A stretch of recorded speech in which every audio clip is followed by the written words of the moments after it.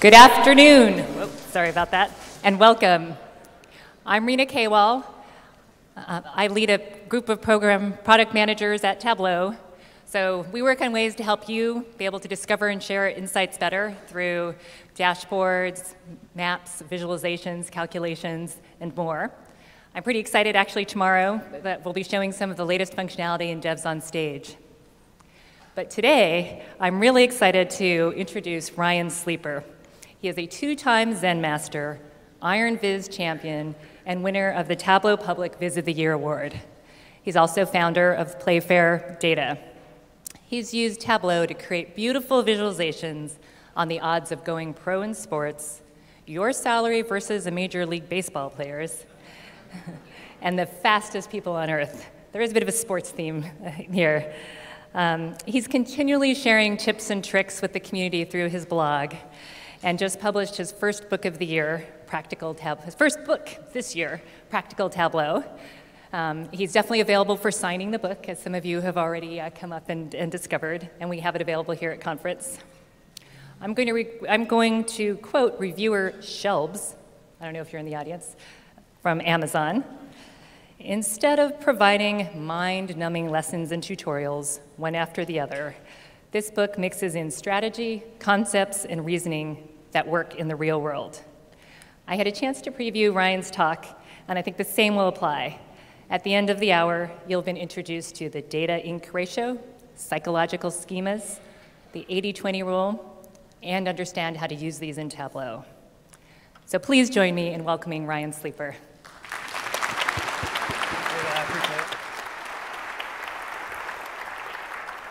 Good afternoon, everybody. It's awesome to see so many of you here in New Orleans. I'm very happy to be here, and I just wanted to thank you for your time. I know there's a lot of fantastic sessions to choose from, and it means a lot to me that you showed up and they bumped us up a room even. So I'm hoping to give back and give you a lot of value out of this presentation. For those of you who I haven't had a chance to meet yet, my name again is Ryan Sleeper. I blog religiously at the site ryansleeper.com every Tuesday morning at 9 a.m. Central Time. I'll release some new blog post, tip, tutorial, data visualization if you want to check it out there. And that includes today, No Rest for the Wicked. It came out at 9 o'clock this morning here at the conference. I'm also on Twitter at Ryan Vizes if you want to connect there. There's also a hashtag for this event, which you've probably seen a couple times, TC18. I definitely encourage you, if you see something you like, please do feel free to take a picture and put it up there on Twitter. I'm the founder and principal consultant at a company called Playfair Data. About half of my business is consulting, the other half is training. There's the information there too if you want to check that out. Rena already mentioned these, so I don't really want to repeat these. I have learned though over time that nobody knows what a Tableau Zen Master is, so I figured I'd give you a little bit of information about that. They just think it's some weird term that this weird guy made up and is trying to promote himself. But this is kind of Tableau's highest recognition. You'll learn more about it tomorrow at the Devs on Stage keynote. I also authored a book, but here's what it looks like. So since that wasn't mentioned, there it is up there. It's for sale in the expo hall, and I'll be doing a book signing tomorrow morning at 10:30 if you want to check it out.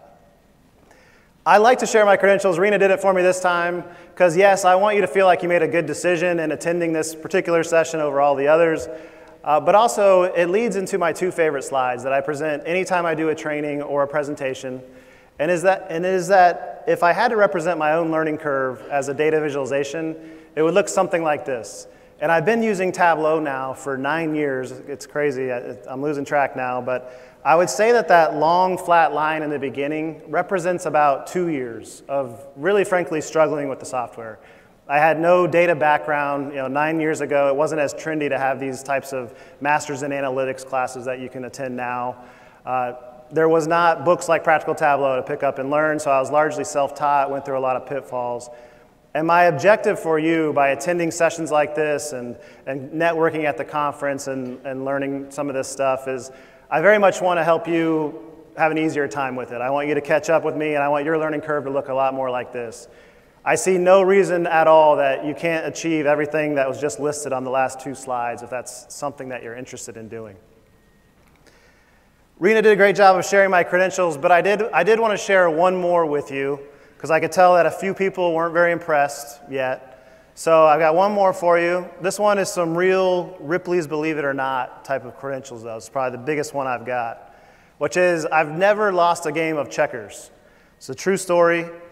I think the reason that I've never lost a game of checkers is because I learned the game of chess first. When I was 7 years old, I had a babysitter that just had this really interesting chess set with these gigantic chess pieces. These things were probably, they felt 3 feet tall at the time, but probably a foot tall. And I think I was just enamored with these chess pieces, and I asked them if they could teach me how to play chess. And I don't remember how good I was at chess, but I do remember how good I was at checkers, because a couple of years later, it became kind of a fad at my 3rd grade after-school program to play the game of checkers after school. And we played winner stayed, which means you wait your turn, you get up and play checkers. If you win, you get to stay and play against the next person in line. And so that went on day in, day out. I'd wait my turn, get up, play a game of checkers, I'd win, and I could play as long as I wanted to. And that actually went on for a couple of years like that. You know, I could use the strategy that I had learned in chess to beat these 3rd graders at the time at checkers. And I was also in 3rd grade. Just want to make sure that's clear. And this really did go on for a couple of years until Christmas circa 1995 or so. My dad had caught wind of this alleged achievement of mine, and he challenged me to a game of checkers. You know, being the good father that he is, he wanted to strip away any last shred of confidence that I had by beating me at the one thing I might be able to beat him at. So we played a game of checkers, accepted the challenge, and sure enough, I even beat my dad. And I went ahead and played him and beat him one more time. I wanted to validate that small sample size. But then I called it good. I had decided I had beat my dad, and this moment was so impactful and important to me in the history of my life that I wanted to cement this with an illustration. So here's a scene from that day. After we had played checkers. And this is really where I start to transition and start to share some of my secret sauce. This is true. I learned that the secret to never losing a game of checkers again is to never play a game of checkers again. And that's true. I actually retired from the game, Christmas 1995. It actually is a true story. I'm not crazy enough to put that record on the line, so I can share this credential. But this time, I'm honestly being honest and starting to share some of my secret sauce. I learned a really valuable life lesson, and that is that fundamentals lead to success. You know, it's pretty cool to be good at those fundamentals and beat your dad at checkers, but it really is interesting how this has played out in a couple of interesting ways in my Tableau career. I think I actually followed a similar path with Tableau, and to be frank, it might be why my learning curve was kind of flat in the beginning. I was trying to jump in and you know, keep up with the community, and sometimes we're inventing new charts and hacking the XML and doing all this crazy stuff. And it's tempting to overlook the fundamentals. And what I realized, though, is some of my biggest wins in Tableau have come just because of the fundamentals. Not only on the corporate side of my work, because the fundamental chart types are what most companies can grasp and understand quickly, but also Tableau Public Viz of the Year that was mentioned. The main component of that was a line graph. Even my Iron Viz win in 2013 was built with very fundamental chart types. So this has become kind of a principle that I follow. I always try to make it more fundamental and more basic, and it usually leads to better success is what I have found. And I've got some interesting data to back this up. I think it's not only, you don't have to take my word for it. Yes, it's something I follow personally, but I've also got some data that I think supports this idea that fundamentals are what your audience and your own stakeholders might be mostly interested in.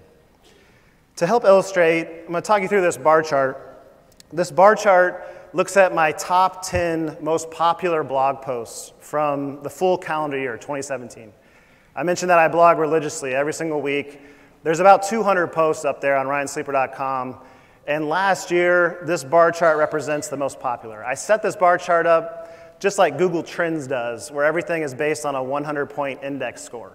So how you read this, that score of 100 on the left, that was the most popular post. And when you set everything up on a 100-point index, it makes the math very easy, because everything's related to that score of 100. A score of 96 means that it was 4 percentage points less popular than the most popular post. Does anybody in the audience, maybe the first couple rows could help me out? What do you think were those 2 first blog posts, or what were those about, my 2 most popular blog posts? Any guesses? If any of you have read my content, know anything about it? Bar chart? Anything else? There's 2 of them up there. In line, all right. Somebody watched the video already or heard this before. Now that's great, that's excellent. That is the correct answer. So out of 200 or so blog posts, all the perceived crazy things that I can do in Tableau, my most popular blog post last year was called 3 Ways to Make Lovely Line Graphs. Now, people might have been Googling something else based on the title, 3 Ways to Make Lovely Line Graphs. I don't know. I can't validate that. But nevertheless, line graphs was the most popular. Followed very closely by a blog post called 3 Ways to Make Beautiful Bar Charts. So out of everything, those are the 2 most popular. I was very excited to see that. It kind of validated some of my thinking on this. Now, this is what people are interested in, the basics. In fact, I wouldn't say that anything was advanced until that 10th slot with an index of 21. That was an introduction to level of detail expressions. So yeah, we're starting to get a little bit advanced, but that was 79 percentage points less popular than how to make line graphs. So I'm kind of betting on the data here. I think this is what people want to hear. And everything I'm going to be sharing with you, it's some of my favorite tips from my book, Practical Tableau. But everything's rooted in the fundamentals. I personally don't think I do anything that crazy. It's just all creative applications of the fundamentals. Another reason I was excited to see this, that these 2 chart types in particular were the most popular, is because I'm also a follower and a big believer in the 80-20 rule. If you're not familiar with that, it states that 80% of outcomes are due to 20% of effects. And it's just kind of interesting how many things in life and in business fall into this 80-20 ratio. And I believe that bar charts and line graphs follow that same ratio. I believe that these 2 chart types alone can answer roughly 80% of business questions. And especially if you throw in that 3rd chart type up there, which is a scatter plot, it unlocks even more flexibility and can answer even more questions. But these 2 chart types alone, I believe, can answer about 80% of business questions. And so we're going to start there. I'm going to start by giving you the tips from my 2 most popular blog posts. We're going to do this with both bar charts and line graphs. I'm going to show you some ways in Tableau Desktop to make these 2 chart types more engaging. And part of the reason I want to do this is because I think, these chart types have definitely withstood the test of time. In fact, these 2 chart types are the first 2. They were both invented in the same year, 1786, by the same person, William Playfair, who was the inspiration behind the name of my business. But they've been around a long time, right? And I think people, they don't believe that they're as powerful as I'm telling them they can be. Just because they've been around forever, maybe they're getting a little bit stale. But they definitely withstood the test of time, and so I'm hoping these tips kind of breathe new life into these fundamental chart types and make them more engaging, so your audience is more likely to use them.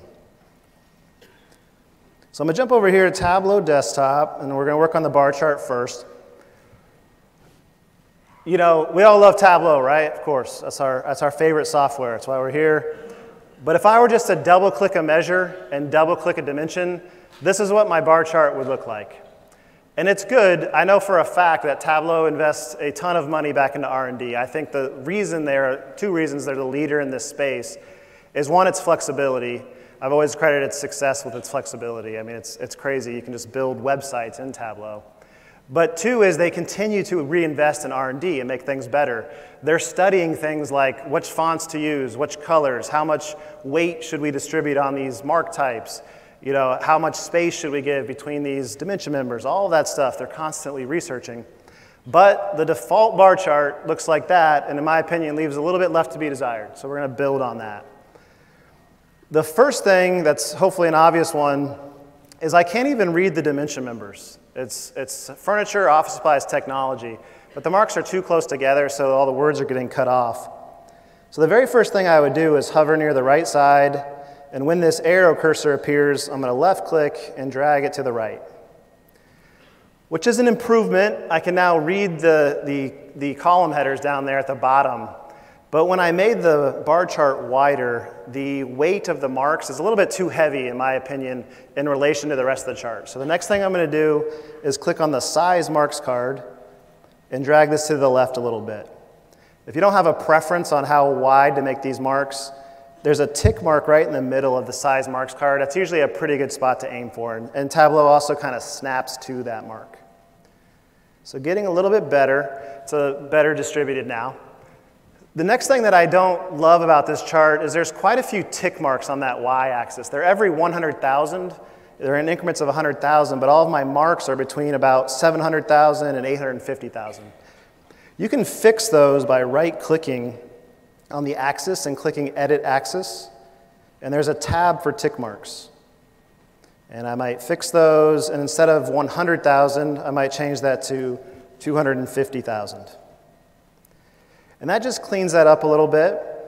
This is a great solution, especially if this is a static chart that you might be taking a screenshot of, putting in a PowerPoint, putting in an email. But it has some limitations if you're using a dashboard that you might be able to filter, because there's one catch with fixed tick marks, which is that those tick marks are truly fixed, just like they sound. So for example, if I were to put order date on the filter shelf and filter this down to just 1 year, if I don't have any values greater than 250, I don't even see a tick mark. So a solution for that, which I often implement, especially if I'm only dealing with 3 or 4 different marks, which is what we've got now, we've got 3 marks on the view, is I do what's called a direct label. I just click on the label marks card, toggle this on, and now my labels are directly in line with the marks. I no longer even need this y-axis anymore. I can just right-click and deselect Show Header. And one more thing on bar charts. This is definitely an improvement already, but I've never really liked how the marks are kind of floating there. They kind of look like they're just floating. They're not sitting on anything. There actually is a very faint gray line on both the y-axis and the x-axis. Those are called axis rulers. You probably can't even see them up on that resolution. They're that faint and thin of a line. But you can format those axis rulers. To format axis rulers, right-click anywhere in the view and click Format. Go to the Lines tab, and there's something called Axis Rulers. We're formatting the axis rulers for the column shelf. So I'm going to navigate to that tab. And usually I select a weight that's a little bit heavier and a color that kind of matches the mark color. And it just gives it this kind of base to sit on. So just in review, just taking 60 to 120 seconds to do a little bit of, putting a little bit of professional polish on this, we went from that default on the left to the nicely formatted chart on the right. We're going to do the same thing with line graphs, but before I show you this, because so many of my tips are related to the next concept I'm going to share a short video. And this explains what the data ink ratio is. This is a term coined by Edward Tufte in his 1983 book, The Visual Display of Quantitative Information. This is a 1-minute video that's going to walk you through what the data ink ratio is and just give you some general tips on how you can improve any chart type. I'll pause it a couple of times as we go, just to explain a couple of key things about the data ink ratio. But there's the formula, data ink divided by total ink. And we're always trying to maximize that ratio. So total ink in the denominator, that's basically anything you can see on the view. And so what this ratio is saying is, for anything we can see on the view, we want as much of it as possible to be dedicated to the data. We want to try to create a 1-to-1 ratio if we can. And I'm going to walk you through a chart. We're going to kind of deconstruct this chart that looks at the loudest stadiums in the world. I have full disclosure, I'm from Kansas City, home of the Kansas City Chiefs. Got the loudest stadium in the NFL. One more little thing I want to share that's part of this video is those stadium pictures on each bar chart would be considered chart junk. That's another term that Tufte coined in that same book in 1983. My definition of chart junk is anything that distracts from the view but doesn't add to it. Because you'll see later on, I am a proponent of pictures and icons and integrating those within a dashboard, but those are distracting. They're not really doing much for us. We want to take those away. So first we need to get rid of all the non-data ink, chart junk, extra colors, effects, things that are not related and doing anything for the data. Grids, borders. So notice we continually are cleaning this up. You can also have what's called redundant data ink. Things like decimal places and tick marks. Yes, they're data, but they're not required in order for me to analyze this. So those are also an opportunity to clean up. And then last, Tufte tells you to revise and edit.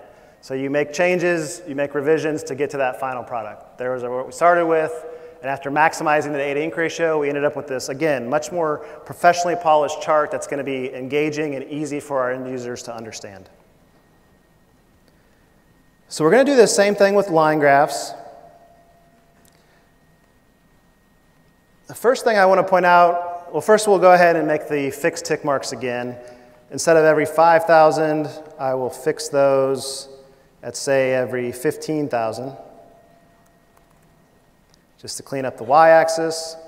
And I didn't explain this before, but that's the reason we did that is those extra tick marks, those are redundant. We didn't need every single 5,000, so we just reduced the number of redundant data. You can also do this on the x-axis. The only catch is you have to be using a continuous date field. That green's telling me that's continuous on the x-axis, so I can also reduce the redundant data ink here. I'm going to right-click, click Edit Axis. And this one, I admit, it's a little more controversial. Some people like to see the names of all the months. I happen to know all the names of the months. That's another thing I picked up in 3rd grade. So I really just want to know the range. I want to know where we started and where we ended. I don't need to see every single word. And I find this is an easy way to clean up and reduce the redundant data. I also don't love these axis titles. I almost always get rid of those when I'm dealing with dates. And you can do that by just editing the axis and clearing out the original title. So that's the first thing I'll do. But I'll also change these tick marks so that they start on the first day of the year. I'll change the date part to months and bump this up to 11. So my first tick mark will be in January, and then 11 months later, it shows December. So just an easy way to clean that up. The next thing I'll show you is a technique I use to highlight the dimension member that I care about the most. You can always click on a color legend. So let's say we're the manager of the corporate segment. I could click on corporate, and that's what gets highlighted within the view. But if I wanted to make that more permanent, I could simply remap different colors to those 3 dimension members. And you can do that by double-clicking on a color legend. It'll open this little dialog box, and maybe I'll make the segment that I care about red and the others a gray shade. So they're still on the view. I can still see how my dimension member that I care about is performing in context of everybody else. But those other lines aren't the focus of this visualization. There's a way just to permanently map those. And then lastly, I don't know if it means I'm doing a really good job or a really bad job, but probably the most common question I hear in Tableau trainings is how to add little circles on the data points. They're called markers. That's an effect that lives on the color marks card. I'm just going to click color. There's an effect called markers, and the one in the middle, we'll just put a little circle on each data point. So again, a pretty substantial improvement. This is where we started. This is the default line graph in Tableau. Here's where we got with just 30 to 60 seconds of extra design polish. The next topic we're going to be discussing is called psychological schemas. This is probably the most innovative and kind of out there idea that I have to share, but I think you'll find by the end of it that there's definitely some tangible examples that are in fact very practical. This will really help you out and help you make a connection with your audience and help them understand what you're building. A psychological schema, this came long before before database schemas that we've all probably heard of, but long before that in the science of psychology, they also had something called schemas. And these are patterns that are all around us. We all have thousands and thousands of these that we've built up over our lifetimes. And they kind of help us process the world around us. They also help us kind of standardize society to help us navigate different situations very efficiently. The basic example I like to share is when a child learns what a horse is. They learn some different attributes of that animal, and they kind of commit that to their mind and think, okay, that's what I think a horse is. So it's an animal, it's got 4 legs, it's hairy, it has a tail. From now on, I'm going to think that that's a horse. So the first time that they're introduced to a cow, they might mistakenly think that that cow is a horse, because after all, it fits their schema or their expectation of what a horse is. Cow is an animal, it's got 4 legs, it's hairy, it's got a tail. So they might think that that's a horse. And you can also adjust your schemas over time, of course, as you learn new information. The example that I like to share as an adult, which is why I've got this animation here, is when you go into a restaurant, you have an expectation on the order of events, how the night's going to flow. You're going to walk into the restaurant, you're going to be greeted by the host or hostess, they're going to sit you down, waiter's going to come by, take your drink order, leave for a little while you look at the menu. I don't even have to finish the idea, right? You guys know how to go to a restaurant. That's a schema. If we walked into the restaurant and the waiter showed up and said, here's your bill for the evening, you'd be very confused. In fact, it would disrupt your expectations so much that you wouldn't even know how to handle the situation. It's another example of a schema. I know this is sounding a little bit out there, but I'm going to show you how, first, this idea of a schema can help you help your end user process your visualizations more efficiently. To start with, a very basic example that I think we can all relate to. For better or worse, I bet every single person in this room knows, or at least thinks they know, what these colors represent, right? Green is good, red is bad. That's another example of a schema. No one ever told us, at least for me, no one ever once told me green's good, red is bad. But somehow we have associated these colors with those things. So at a minimum, what I hope you take away from this concept is to realize that your end users will have an expectation of what things mean. Don't make green mean bad and red mean good. If you're making a visualization about fruit, don't make the oranges purple and the grapes orange. You're going to confuse matters. Another example that I think we can relate to is with icons. So you probably heard the expression, a picture tells 1,000 words. This is another example of a schema. You do have to be a little bit careful with this one because people can kind of associate their own meanings with different icons.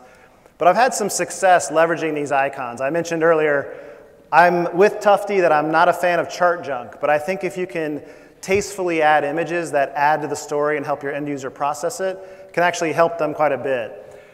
This visualization asks, what are the odds of going pro in sports? And I use a funnel chart to give you the answer. And this was my most popular data visualization for quite a while until the Viz of the Year a few years ago. And I credit some of its success with the fact that this was one of the few Vizes I've done that could really go global. You know, these icons have an added bonus of breaking down language barriers. You can associate what each of those means and kind of navigate this visualization. In the real life version, by the way, you can choose from from two genders and then 4 different sports, the funnel and the captions update. And one more example from my Tableau Public portfolio to hopefully help cement this idea. The data for this doesn't matter too much, but this is looking at the lowest ticket price per section during the Super Bowl a couple of years ago. It's a bar chart, which happens to be my favorite chart. It's sorted in descending order, which is even better practice. So this is actually a pretty solid chart.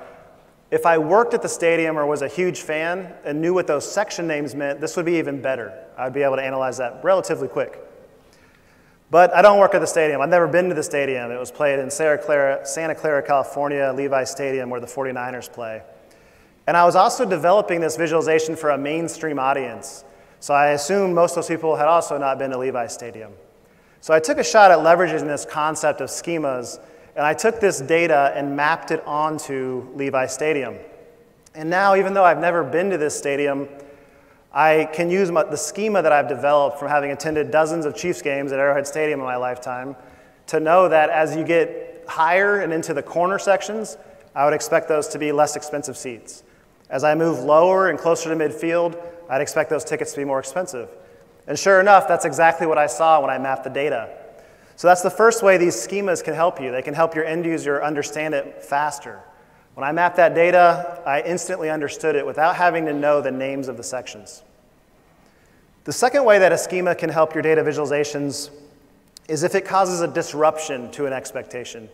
Because what happens when your schema is disrupted in the context of data visualization is it creates a starting point for an analysis. It'll make you want to dig deeper. For example, if I had mapped this data and saw a bright red corner up there in the nosebleed sections, that would disrupt what I was expecting and was guessing was going to happen. And because it's on a data visualization, what it would do is give me a starting point for an analysis. I'd want to dig deeper. I would definitely want to investigate what was going on in that corner because I know something different has to be going on. Maybe it's all you can eat, all you can drink seats. Maybe there's some kind of VIP party after the game, who knows. But something would be going on different there, and I'd want to investigate. I also want to point out before I move on to the next section that I am not trying to tell you to choose one or the other, a bar chart or this crazy stadium map. But I do think that this concept of schema, when done tastefully, can very much complement traditional chart types. And in fact, in the real-life version of this Viz, I've got the stadium map on top and then a traditional line graph on the bottom. And I've also used dashboard actions to where if you click on one of the section names, it updates with the 14-day trend below it to give you an idea of what's going on. All right, getting very practical here, but I want to share one of my favorite technical features in Tableau that I've just realized a lot of people haven't heard of. So I'm actually kind of curious, I can see a few of you. Who's heard of the describe feature in Tableau? All right, maybe about a third. It's actually a few more than I was expecting, so that's good. If you've heard of the describe feature, you probably know it because this is probably how you do it. So over here on the line graph again, you've probably right-clicked on a dimension, and the last choice is to describe that dimension. And it gives you some basic information about that field. It's a discrete dimension, tells you what database table it came from, what's the data type. But my favorite way to use it is if you click the load button in the bottom left corner, Tableau will give you a preview of the first 20 dimension members within that dimension. Really like this. Before I knew about this feature, what I would have to do if I wanted to know what dimension members were in that dimension, I'd drag it onto the view. Not a big deal with sample data, but if you're dealing with 100 million rows, sometimes you're sitting there and waiting for the query just to see what the dimension members are within that dimension. So that's the way most of you have used it. I still use that all the time. Encourage you to try it. But what a lot of people don't know is you can also describe an entire worksheet. Just by clicking worksheet in the top navigation, you'll be able to describe the entire worksheet. This will give you a lot of information, so much so that I wasn't even able to picture it all. But things like what fields are being used, are there any filters applied? What are the calculated fields? What are the calculations within those calculated fields? All of this is accessible when you describe a worksheet. It's a fantastic way to reverse engineer both your own work, if you forgot some technique that you had followed, as well as other people's work. You can download workbooks from Tableau Public, describe worksheets, and kind of put two and two together, figure out how that sheet was built. And one more way to use the describe feature. Within a calculated field, most of you probably know if you see something blue, it means it's a function or an aggregation.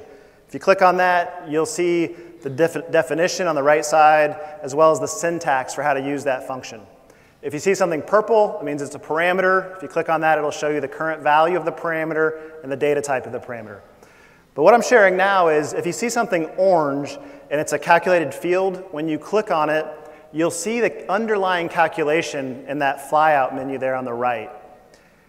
You can't copy and paste calculated fields out of this box, but if you click the describe button there in the bottom right corner of this window, you can copy and paste from there. So this will save you quite a few clicks. Before I knew you could do that, if I wanted to reuse some of my logic that existed in another calculated field, I'd have to close this window, look up the existing calculated field or the one I want to borrow from, right-click on it, edit, open it, copy and paste the formula, close it, go find the new one I'm working on and paste it. So that's 6 or 7 clicks that I could save by just clicking describe. I can copy that logic out and reuse it. My final set of tips are all related to this very special data source. Has anybody in the room heard of the sample superstore? No? All right. Yeah, it's become kind of pervasive, and it's even kind of funny just how, this is everywhere. I understand that. So that was part of the inspiration behind this dashboard that I built. I call this the Super Sample Superstore dashboard. I had a couple of objectives with this. One is I just wanted to kind of push myself to build one really cool corporate example out of the 9,994 rows we all know and love. But also I built this to teach a lot of different tactics as well as strategy in Tableau. This thing is packed with probably a few dozen different tips and tricks, and I also use it to teach strategy. So I'm going to teach you just a few more tips based on this one. We'll start easy, get a little more advanced into things I've invented myself, but again, all of this I believe is very practical. It's just creative applications of fundamental topics. The first thing I want to show you is this navigation at the top, those maps. They double as a couple things. First, they're showing us what region we're looking at. If I choose a different region, like Central, it'll highlight that region, the dashboard filters, just so it's kind of showing us where we're at, what we're looking at. But these also act as a navigation. And I use dashboard actions to accomplish this. If I click on an individual state, the rest of the charts update just to show me the performance for that individual state. If you're not familiar with this, This is one of the easiest ways to make it appear like you're awesome at Tableau, so I highly encourage you to check it out. It's very easy to do, but then you can impress your friends at parties. Just click Dashboard in the top navigation and go to Actions. And we're just going to reverse engineer this one that I've already set up just to show you how simple this was. All this is doing to create this user experience is I'm saying if you click on any of the maps, those are the sheets that are checked in this box. If you select those or click on them, I want you to filter the other charts. That's all it is. Very, very simple user experience, but a pretty nice effect. The second thing I'm going to show you is this filter in use alert. This is one of the only things that I prefer about Excel over Tableau. They do a little bit better job of telling you when things are being filtered on the view. Sometimes in Tableau, after you filter, it's not very intuitive to know whether or not something's being filtered on the view. I'm going to show you a hack to create your own little alert that tells you and your end users when something's being filtered on the view. When the data is not being filtered, so if I'm looking at the entire country, it goes away. But as soon as I click into any of the 4 different individual regions, that filter and use alert pops up there at the top. I'm going to start a new worksheet and call this TC filter and use alert. And it involves a calculated field, so I'm going to click Create Calculated Field. I'll also call this TC filter and use. And this formula, I'm going to give you the formula now. It does involve a level of detail calculation, but it's probably the most basic, if that intimidates you, it's probably the most basic level of detail expression you can possibly do. So the entire formula is if, let me blow that up so we can see it, some number of records does not match the fixed sum number of records. And you have to give level of detail expressions in aggregation. So I could either type sum at the beginning of this or ATTR. Either one of those would work. But that's the entire statement. If that statement is true, then I want Tableau to say filter or filters are in use. Otherwise, I just don't want to show anything. So I'm just going to do 2 open tick marks and then end. So this entire statement, let's see where I missed a parenthesis.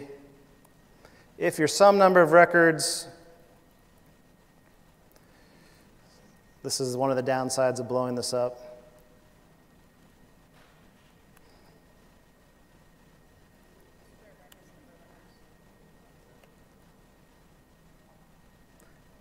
Only when you're live demoing, right? I've only done this a couple hundred times. Oh, I think it's, yep. It didn't pick up my number of records. All right, so the formula's right, left out a couple square brackets. See, we're all in this together. We're a team. Love the Tableau community. So this statement, all it's saying is if the number of records in this sheet does not match the fixed number of records, so the number of records for the entire data set is what this is saying.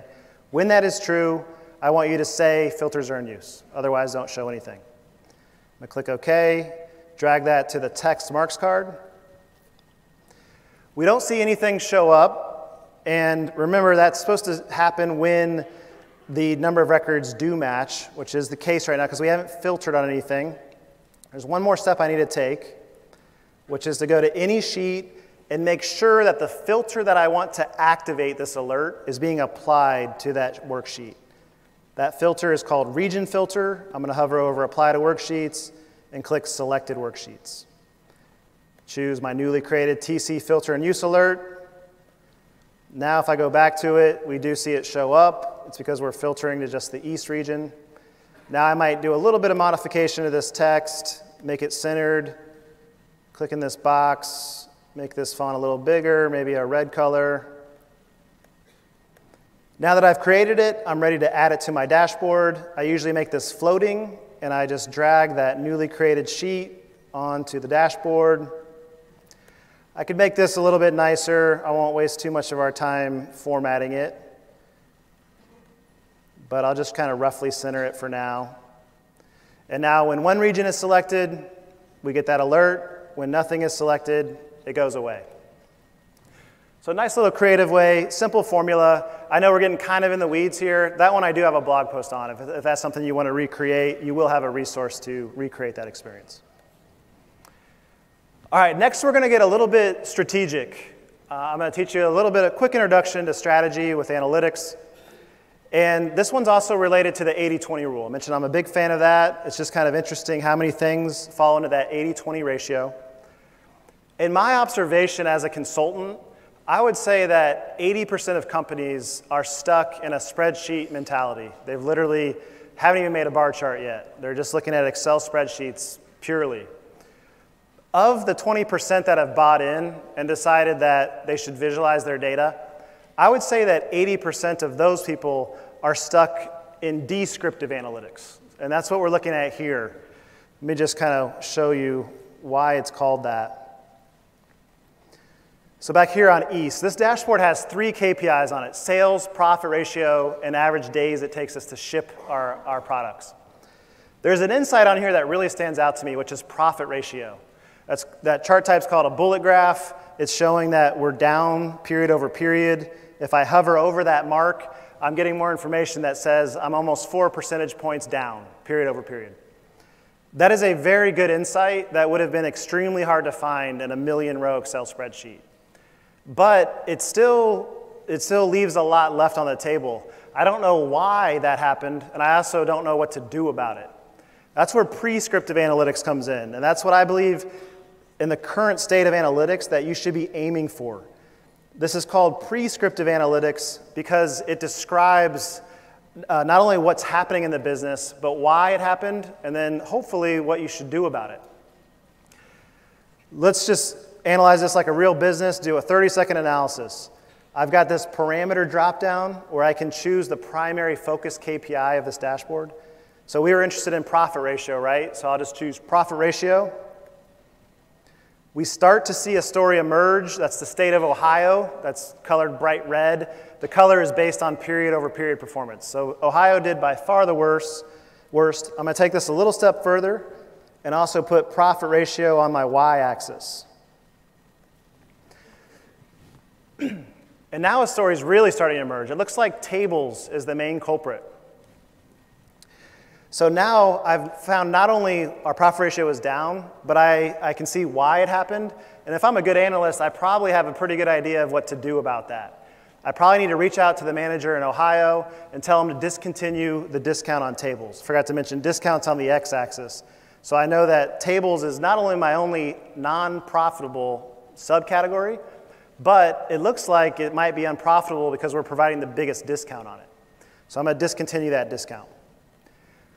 Because I am so big on this topic, such a big believer in this, I've come up with this little hack to get your own insights right in line with the Tableau dashboard. That's what we're seeing here. This is not an out-of-the-box functionality in Tableau, but I'm going to show you how to do this. This is why I have a third tab called Annotations. And I've got the ability to add up to 3 insights. To create these, I just use a parameter with a data type of string and allowable values of all. When you do that, this essentially becomes just a little open word processor. So it provides this space where I can type in my own insight. I'll say profit ratio is down significantly. Reach out to manager in Ohio and discontinue discount on tables. Or else. It's another pro tip I've got for you. I like to leave cryptic messages that kind of help inspire our team of analysts. Below there, I'm getting a preview of how that insight's going to look. There's a second parameter that drives whether that circle is colored blue for good, gray for neutral, red for bad. So this was a negative insight, so I'm going to click negative. The circle at the bottom turns red. My preview looks good. And now if I go back to the prescriptive tab, my own insights as well as the recommendation on what to do about it are right there in line with the dashboard. I've also got a blog post on that one because I know, again, we're getting in the technical weeds, but if you just search for how to add your own custom insights to a Tableau dashboard, you'll see it there. But just to quickly review how far we came, 80% of companies, they're stuck in spreadsheets. Of the 20% that have moved on to something visual, they're stuck in descriptive. That's why I think sometimes they revert back to those spreadsheets, because descriptive analytics don't provide that much value. They're almost just an alert that something's wrong, but they don't tell you why it happened or what to do about it. I believe you should be aiming for prescriptive. And because I'm so big on this, we've got that little hack to make it as clear as possible what's happening in the business and then what to do about it. This is pretty much as good as it gets when it comes to analytics. If you can't cause an action with that technique, you probably have a larger cultural issue at play, and it's just going to be hard for people to take action on what you're doing. All right, to bring this full circle, I'm going to show you one more very simple tip that anybody can implement right away. It's back to making lovely line graphs, my most popular post of the year. I showed you how to make markers earlier, which is an effect that just lives on the color marks card.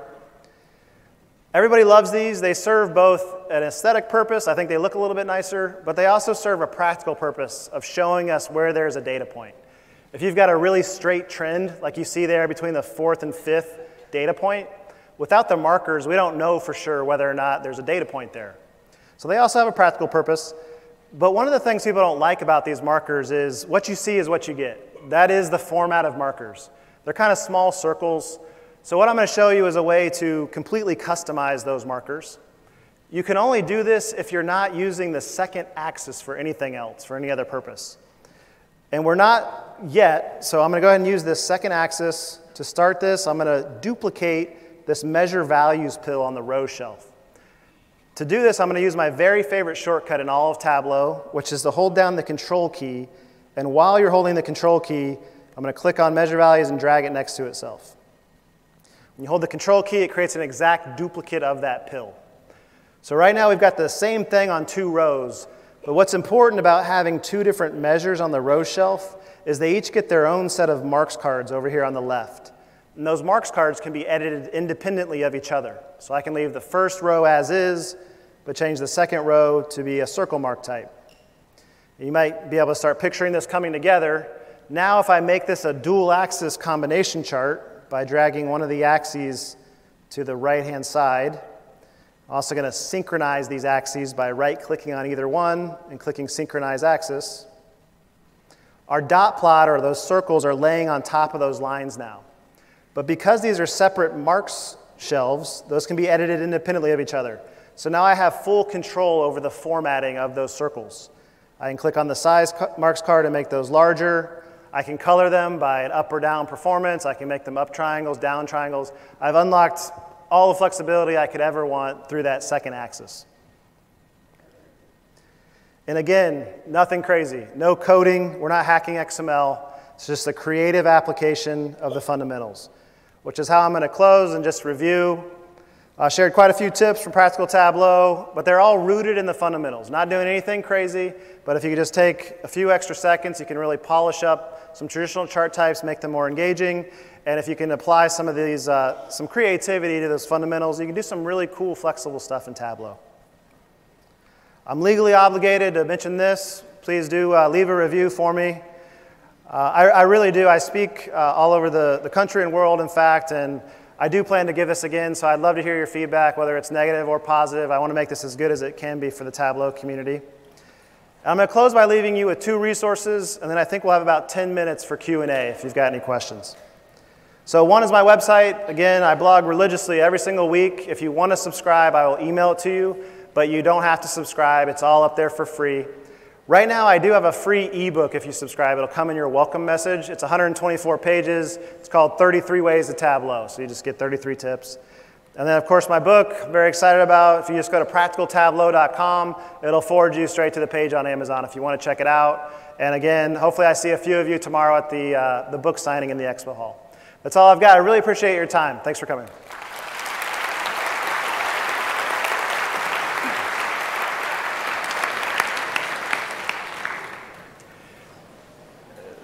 And we'll open it up for questions. I know the sessions are crazy and you need to run, but I'll stick around for 10 minutes if anybody's got one. There's a couple people walking mics.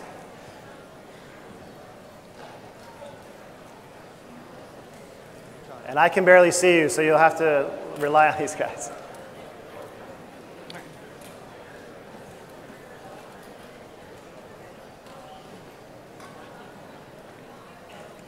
there's one here too.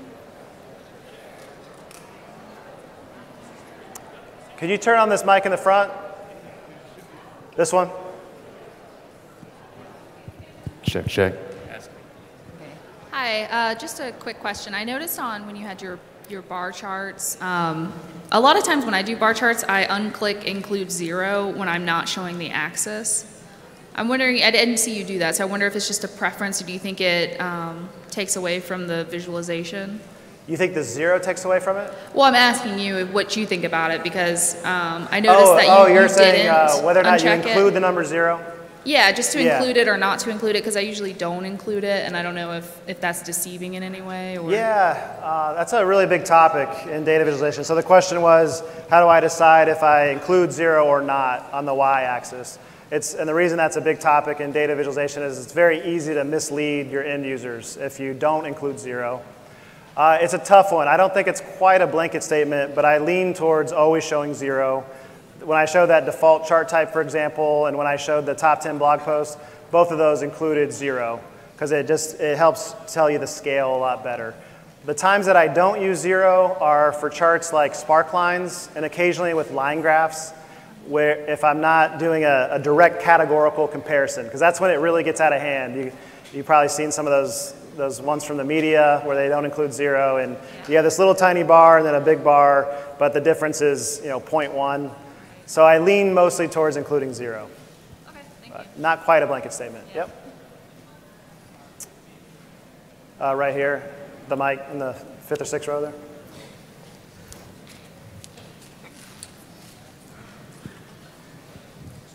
Hi. So one issue that we have is people like their spreadsheets. When we come at them with a visualization, an interactive dashboard, they want to be able to print that and take it to a meeting or do something like that. But then they lose that interactivity when there's no labels, you can't hover over the tooltip, things like that. Sure. What kind of tips do you have to kind of have something that works so that it's easy to share with other people? Sure. So this will kind of kill 2 birds with 1 stone, because I also run into a lot of times just resistance to getting visual, and they're so stuck, and that's how they've always looked at it, so they always want the spreadsheet. What I've discovered to do is I give it to them both ways. I give them the table of information and then the visual and what I would recommend. I try to educate them on why I think the visuals are better, but by giving it to them both ways, they then get to decide. And I admit, I can't always convince people. As they say, you can only lead a horse to water. And it's true. Doesn't matter what I've done in Tableau or how good I am at using it. Some people are going to be stuck in spreadsheets, but at least I can sleep at night. Why this solution also helps you is you've just got the choice. I mean, it takes 60 seconds to create a crosstab in Tableau out of anything. So you can always create it both ways.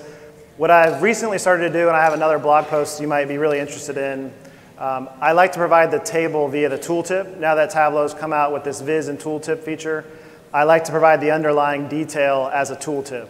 That way they're interacting with the visual, but then they can hover over and see the exact numbers if they need those to sleep at night. So just in general, I'd just build it both ways, and that would give you the most flexibility possible. Question over here.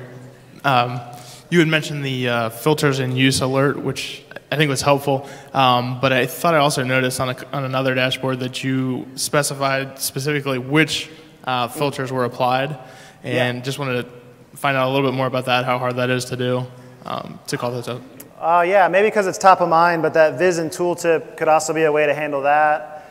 One that you might have seen from me is on that same dashboard, I've got an alert that tells you what date range was selected as well as what date part is being used.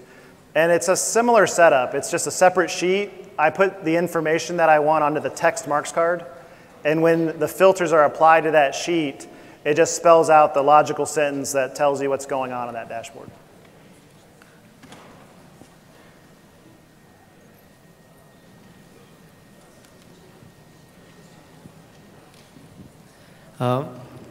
How many sheets do you think is okay for the dashboard? Because I have some performance problems when there are a lot of sheets, and all these workarounds are impacting on performance.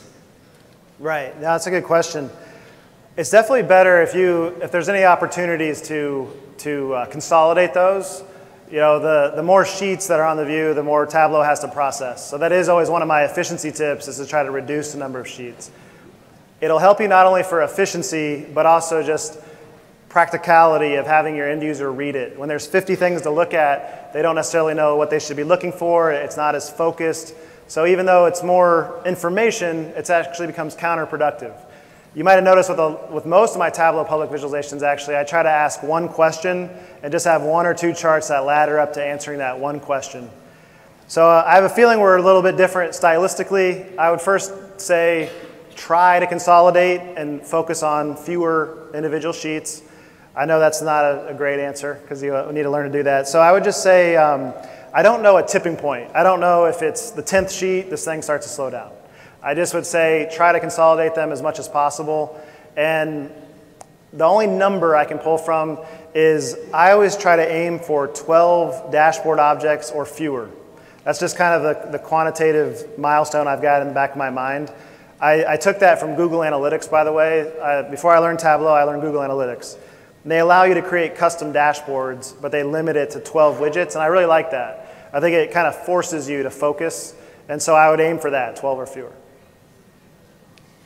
Hi, you showed a tip where when you selected color legend, the chart will be highlighted, right? In desktop, selecting a color legend will highlight the line chart. But that option is not available when we publish on the server. It's only on the desktop, right? I'm sorry, I think I missed some of that. I heard about the highlighter. Yeah. So when you selected the color legend, the line chart was highlighting. There was a tip that you just showed. I'm sorry, I'm having trouble. It's hard to hear with some people moving out. Did you catch that up there? Yeah, I think the question is when you've got your color legend, you have the line graph with the 3 different colors, and you can click on like the red one and it highlights furniture or whatever it is, right? And whether or not it's possible to get that on server. Oh, possible on server. Yeah, I'm almost positive that works on server. Mm-hmm. I mean, I'm going from memory here. The only catch is you have to make sure before you publish it that this little highlighter icon is selected. It's very subtle, but in the top right corner of that color legend, there's an icon that's supposed to be a highlighter. You have to make sure that is selected, because you can also turn it off by just clicking on it. And now when I click, nothing's being highlighted. So make sure this is selected, and then it highlights for you. Your end user also has to have interactor permissions in order for that to work. That's another catch. So that could be what you're running into if it's not working. Make sure the end user has interactor permissions. That way they can interact with it and have it highlight the different dimension member. Do you have any tips on how to prevent floating worksheets from moving around when you publish to server? I literally talked to Tableau Public about that 2 hours ago. That's one of my own pet peeves. They asked me what they would fix, what I would fix in it, and they've heard all this stuff before, I promise you. Nobody's better than Tableau at listening and trying to fix the pet peeves that people have. And so much so that I didn't even want to say it, because they've heard it a million times. But I said it, it's on their radar. I don't have a good way. Currently, I'm just like you, I have to guess and check. I have to publish it up to Tableau Public or server, see where things are rendering. If it's a pixel or 2 off, I have to redo it, and then I post it again until it looks good in that environment. The only other update I think I'm allowed to give you is they're merging the way that desktop and server render, and they're going to be similar now, so it should correct the issue. But I don't know how long away that is, but they're working on it. Over here. One there. On your Viz with the stadium and the seating prices, where did you get the design for the stadium, and do you have a resource that you get a lot of those designs from? Yeah, those were actually just taken from StubHub or similar. I think I just searched the stadium, and you can map any picture in Tableau. I just took a map of the stadium, and I manually looked up the points. That was several years ago. People have come out with better ways to do this. They do require paid software, though, to do it. Like if you have Alteryx and Adobe Illustrator, there's a much easier way to do it now, but you need the vector file in order to do it. But there's a chapter in my book, or even just a free blog post if you want to check it out. If you got a little bit of elbow grease, you can still do it manually for free. Just look for any picture, and the blog post will describe how to look up the coordinates on the XY axis to map any picture. So it could be, and no, I don't have one go-to. I just Google image search. I have done some research on people owning silhouettes. No, you can't own a silhouette. So I can take a stadium, like an aerial view of any stadium, and trace it, and nobody owns that. So you could use it royalty-free. Hi. So hopefully they stop the recording in case that's not right. I'm not a lawyer. Hi. So I have a few reports that I have on the Tableau server, and I have connections, like one is to Hive, one is to, let's say, Oracle, and there's a lot of data there, but I'm having a hard time getting it to refresh. Okay. Do you have any tips on how to get those to not take like 10 minutes to refresh one tab? Oh, only 10 minutes? Well, sometimes longer. It just depends on which report it is. Are you using extracts or live connection? We have it as a live connection. Okay. There's a lot of factors that can influence it. You can do performance recordings on Tableau server. You turn it on and then basically take a few steps, and it'll tell you what the main culprit is, whether it's the rendering time or the processing time. That'd be a good place to start. All I can say is from my own experience, ever since they moved to the hyperdata engine, I've been able to extract as many as 800 million rows is the most I've dealt with, which before I wouldn't even try that many. And it still took a while. It took about an hour and a half. But before that wasn't even doable. It might be an overnight thing for it to process that many rows. So the only other thing I guess is, do you know what version you're using? Do you know if you're on the Hyper engine yet? It came out in 10.5. 218.3.1. Okay, so you're on one of the newer ones? Yeah. So yeah, I don't have any other recommendation other than check out the performance recording. You're already using the latest and greatest version of the software, so. I mean, the only tips that I've gotten so far is making it, instead of a live, to make it an extract, and then you can schedule it to run like every 15 minutes. And then does your data need to be that live every 15 minutes? For me, no, but of course, leadership is asking for it. But yeah. So if your stakeholders ask that, you got to do it. Most companies do it once a day, and they can do it at 2 a.m. and they don't have to wait 10 minutes. Right. Yeah. And then I was told also that you could hide a lot of the filters that you're not using. Yeah, you can just hide those within Tableau Desktop. I'm sorry, I think they're going to kick us out. Do we have time for one more? Thank you. On that side, last question? I think it might be similar to what the other guy had actually mentioned. All right, all the rumbling starting. I'll take questions up here if anybody has any individual questions. I'd like to help you out if I can. Thanks, everybody. Enjoy the conference.